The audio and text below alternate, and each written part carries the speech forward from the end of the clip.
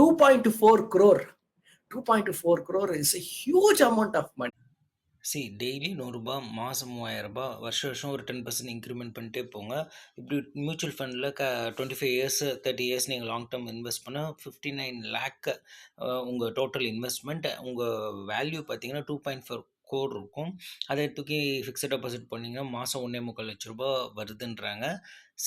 60 லேக்ஸில் ஒரு 10% எவ்வளோ?